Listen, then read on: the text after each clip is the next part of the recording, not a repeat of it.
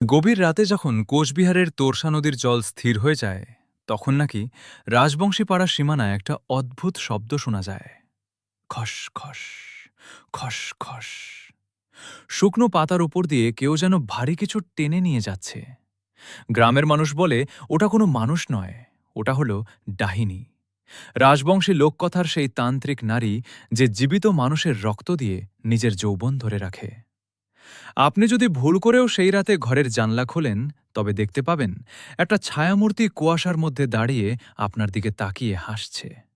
আর তার পরের দিন সকালে আপনার বিছানায় পড়ে থাকবে শুধু আপনার নিথর শরীরটা, যার বুক চিরে কলিজাটাকেও উপড়ে নিয়েছে। নমস্কার, আমি সায়ান। ছায়াগল্পের একদম নতুন একটি পর্বে আপনাদের সবাইকে স্বাগত।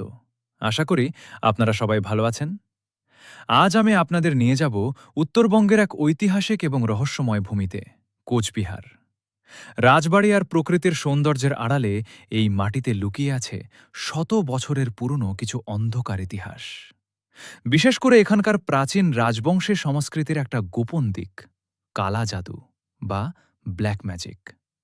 আজকের গল্পটি কোনো কাল্পনিক গল্প নয়, কোচবিহারের দিনহাটার এক প্রত্যন্ত গ্রামের সত্য ঘটনা অবলম্বনে তৈরি। তাই মন শক্ত করে বসুন, কারণ আজকের জার্নিটা বেশ ভয়ানক হতে চলেছে। ঘটনাটি ঘটেছিল আজ থেকে বছর 10 আগে। গল্পের মূল চরিত্র অবিনাশবাবু, যিনি কলকাতার একটি বেসরকারি সংস্থায় চাকরি করতেন। কিন্তু পৈতৃক সম্পত্তির কিছু কাগজপত্রের প্রয়োজনে তাকে হঠাৎ করেই যেতে হয় কোচবিহারের এক প্রত্যন্ত গ্রামে, যেখানে তাদের পুরনো জমিদারি ভিটে ছিল। অবিনাশবাবু যুক্তিবাদী মানুষ ছিলেন। ভূত প্রেত বা কালা জাদু এসব তিনি বিশ্বাস করতেন না। গ্রামে পৌঁছে তিনি উঠলেন তাদেরই এক পুরনো পারিবারিক বিশ্বস্ত কেয়ারটেকার খগেন বর্মনের বাড়িতে। খগেনবাবু ছিলেন খাঁটি রাজবংশী মানুষ।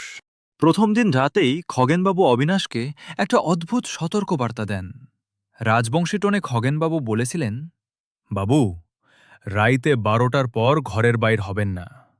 আর যদি বাইরে কোনো বাঁশিউসির আওয়াজ বা ঘুঙুরের শব্দ শোনেন তবে ভুলেও জানলা দিয়া তাকাইবেন না।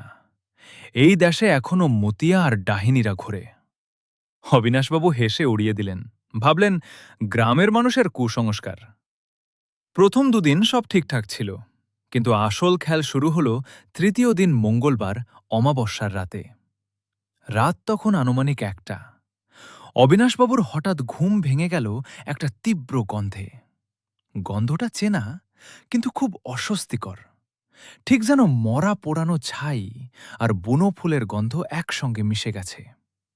হঠাৎ তিনি শুনতে পেলেন ঘরের ঠিক বাইরে উঠোনে কেউ যেন ফিসফিস করে মন্ত্র পড়ছে।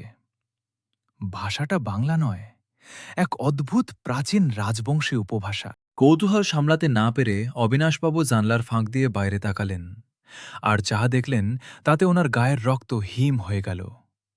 উঠোনের মাঝখানে একটা কলা গাছের নিচে একটা মাটির প্রদীপ জ্বলছে। তার সামনে বসে আছে একজন বৃদ্ধা নারী। তার চুলগুলো উস্কো খুস্কো, পরনে একটা তাসের মতো ছেঁড়া কাপড়।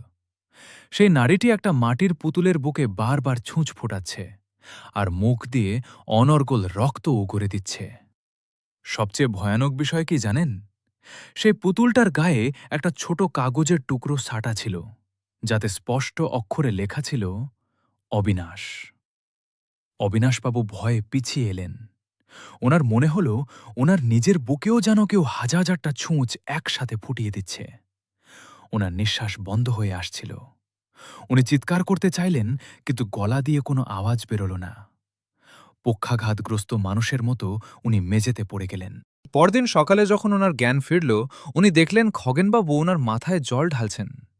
অবিনাশবাবু কাঁপতে কাঁপতে কাল রাতের ঘটনার কথা বললেন। খগেনবাবুর মুখটা ভয়ে ফ্যাকাশে হয়ে গেল। উনি বললেন, বাবু, আপনি বড় বাঁচি গেছেন। ওটা গ্রামেরই এক ডাহিনী ছিল। আপনার জেঠামশায়ের সাথে ওই পরিবারের পুরনো শত্রুতা ছিল, তারই প্রতিশোধ নিচ্ছিল ওরা। আজই আপনি কলকাতা ফিরা যান, নাইলে পরের অমাবস্যায় আপনার লাশও পাওয়া যাবে না। অবিনাশবাবু আর এক মুহূর্ত অপেক্ষা করেননি। নথিপত্র ছাড়াই সেদিন বিকেলের ট্রেনে তিনি কলকাতায় ফিরে আসেন। কিন্তু আজও মাঝরাতে ঘুমানোর সময় ওনার মনে হয় ওনার খাটের নিচে কেউ যেন বসে আছে, আর অন্ধকারে দুটো লাল চোখ ওনার দিকে তাকিয়ে রাজবংশী ভাষায় ফিসফিস করে বলছে, তোর আয়ু শেষ। কৌতূহল সামলাতে না পেরে অবিনাশবাবু জানলার ফাঁক দিয়ে বাইরে তাকালেন, আর যাহা দেখলেন তাতে ওনার গায়ের রক্ত হিম হয়ে গেল। উঠোনের মাঝখানে একটা কলাগাছের নিচে একটা মাটির প্রদীপ জ্বলছে। তার সামনে বসে আছে একজন বৃদ্ধা নারী। তার চুলগুলো উস্কো খুস্কো, পরনে একটা তাসের মতো ছেঁড়া কাপড়। সেই নারীটি একটা মাটির পুতুলের বুকে বারবার ছুঁচ ফোটাচ্ছে আর মুখ দিয়ে অনর্গল রক্ত উগরে দিচ্ছে। সবচেয়ে ভয়ানক বিষয় কি জানেন? সেই পুতুলটার গায়ে একটা ছোট কাগজের টুকরো সাটা ছিল, যাতে স্পষ্ট অক্ষরে লেখা ছিল অবিনাশ। অবিনাশবাবু ভয়ে পিছিয়ে এলেন। ওনার মনে হল ওনার নিজের বুকেও যেন কেউ হাজার হাজারটা ছুঁচ একসাথে ফুটিয়ে দিচ্ছে। ওনার নিঃশ্বাস বন্ধ হয়ে আসছিল। উনি চিৎকার করতে চাইলেন, কিন্তু গলা দিয়ে কোনো আওয়াজ বেরোল না। পক্ষাঘাতগ্রস্ত মানুষের মতো উনি মেঝেতে পড়ে গেলেন।